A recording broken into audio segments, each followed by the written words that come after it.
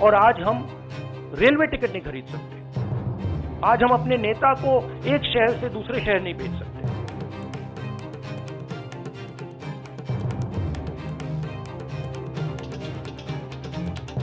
कांग्रेस का fund seize, चुनाव लड़ने पर बंदिश। दरअसल कांग्रेस का आरोप यही है कि उन्हें चुनाव लड़ने से रोकने के लिए हर तरह के हथकंडे अपनाए जा रहे हैं, जिसमें एक है इनकम टैक्स डिपार्टमेंट की तरफ से सीज किए गए पार्टी के बैंक खाते। यानी कांग्रेस के माने तो सरकार के इशारे पर स्वायत्त संस्थाएं कांग्रेस पार्टी के खिलाफ काम कर रही है और नौबत यहां तक आ गई है कि कांग्रेस को चुनाव लड़ने से ही रोका जा रहा है। आखिर ऐसा दावा क्यों है, ये भी हम आपको विस्तार से बताएंगे, लेकिन पहले कांग्रेस की पीड़ा सुन लीजिए। साजिशन मुख्य विपक्षी दल का बैंक अकाउंट फ्रीज कर दिया गया है ताकि हम पैसों के अभाव में बराबरी से चुनाव ना लड़े और ना लड़ पाए। ये सत्ताधारी द्वारा एक खतरनाक खेल है। कांग्रेस के राष्ट्रीय अध्यक्ष मल्लिकार्जुन खड़गे के बयान से पार्टी की पीड़ा साफ साफ दिख रही है। एक तरह से बताने की कोशिश हो रही है कि कांग्रेस पर इकोनॉमिक स्ट्राइक हो चुकी है, जिसकी वजह से पार्टी इस चुनाव में लाचार है। लाचारी प्रत्याशी तय करने की है, लाचारी प्रत्याशियों के प्रचार में खर्च की है, लाचारी चुनाव प्रचार में होने वाले व्यय की है और लाचारी संगठन के घटक दलों के साथ तालमेल बनाए रखने की है। अब प्रश्न यह है कि आखिर कांग्रेस के सामने ऐसी नौबत आई कैसे? इसका जवाब यह है कि कांग्रेस के अकाउंट में एक गड़बड़ी पाई गई थी, जिस पर इनकम टैक्स विभाग ने पेनल्टी लगाते हुए खाता सीज कर दिया। पेनल्टी की रकम पर इनकम टैक्स विभाग ने ब्याज भी देने के लिए कहा है, लेकिन कांग्रेस का तर्क है कि यह मामला 5 वर्ष पहले का है, जिसमें चुनाव के दौरान खर्च हुए रुपए में मिली गड़बड़ी का इस हिस्से का हिसाब दिया गया है। वो हिसाब भी हम आपको दिखाएंगे, लेकिन पहले कांग्रेस के आरोपों को समझ लीजिए।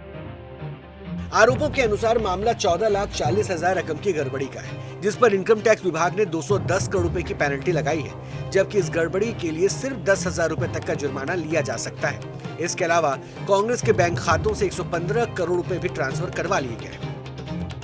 दावा यह है कि जिन 14,40,000 रुपए की गड़बड़ी बताई जा रही है, वो कांग्रेस के सांसद और विधायकों ने अपने वेतन से जमा कराया गया हिस्सा है, जिसे कैश में जमा किया गया था, और इसी रकम पर आयकर विभाग ने 210 करोड़ रुपए की पेनल्टी लगाई है। कांग्रेस पार्टी के बैंक खातों के ऊपर हमला हुआ और ये कोशिश करी जा रही है कि फाइनेंशियली कांग्रेस पार्टी को पंगु बना दिया जाए। ये केवल कांग्रेस पार्टी के खातों पे नरेंद्र मोदी सरकार का हमला नहीं है, बल्कि भारत के लोकतंत्र पे हमला है। पेनल्टी को लेकर कांग्रेस का दूसरा तर्क ये भी है कि मामला 2018-19 के इनकम टैक्स रिटर्न का है, जिसके संबंध में 31 दिसंबर 2019 तक जानकारी देनी थी, लेकिन समय 40-45 दिन लेट रिटर्न फाइल किया गया। और जब लेट रिटर्न की छूट सभी को मिलती है तो कांग्रेस को भी दी जानी चाहिए थी, लेकिन ऐसा नहीं किया गया। इसलिए आरोप है कि कांग्रेस को पंगु बनाने की कोशिश हो रही है। Funds collected from the public are being frozen and money from our accounts is being taken away forcibly. प्रश्न है कि कांग्रेस के खाते सीज होने से कांग्रेस के सामने दिक्कत क्या आ रही है? क्या कांग्रेस आर्थिक संकट में फंस गई है? इस प्रश्न का जवाब राहुल गांधी से सुनिए। 1 महीने पहले कांग्रेस पार्टी के सारे बैंक अकाउंट फ्रीज कर दिए गए और आज हम रेलवे टिकट नहीं खरीद सकते। आज हम अपने नेता को एक शहर से दूसरे शहर नहीं भेज सकते। हम एडवर्टाइजमेंट नहीं लगा सकते। तो यह है हिंदुस्तान का लोकतंत्र।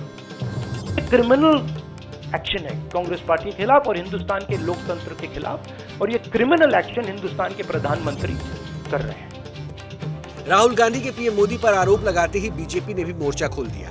बीजेपी नेता रविशंकर प्रसाद ने पलटवार करते हुए कहा कि लोकसभा चुनाव में हार को भांपते हुए ही कांग्रेस हताशा में बहाना बना रही है। कांग्रेस पार्टी राजनीतिक रूप से सूख कर कांटा हो गई है, फिर भी कांग्रेस पार्टी का अकाउंट अगर फ्रीज हुआ तो देश का अकाउंट। राहुल गांधी, भारत के लोकतंत्र को इस तरह से आप शर्मसार नहीं करें। ये देश आपकी पार्टी से बड़ा है, ये देश का लोकतंत्र आपसे बड़ा है। इस समय देश में चुनावी बॉन्ड पर चर्चा है, लेकिन कांग्रेस के सामने दिक्कत यह है कि खातों में जमा पैसे ही पार्टी चुनाव के लिए खर्च नहीं कर पा रही। अब संभव है कि कांग्रेस की सीट शेयरिंग हो जाए, प्रत्याशी भी घोषित कर दिए जाए, लेकिन बिना प्रचार के ये चुनाव संभव कैसे होगा? अब यही प्रश्न कांग्रेस के सामने है।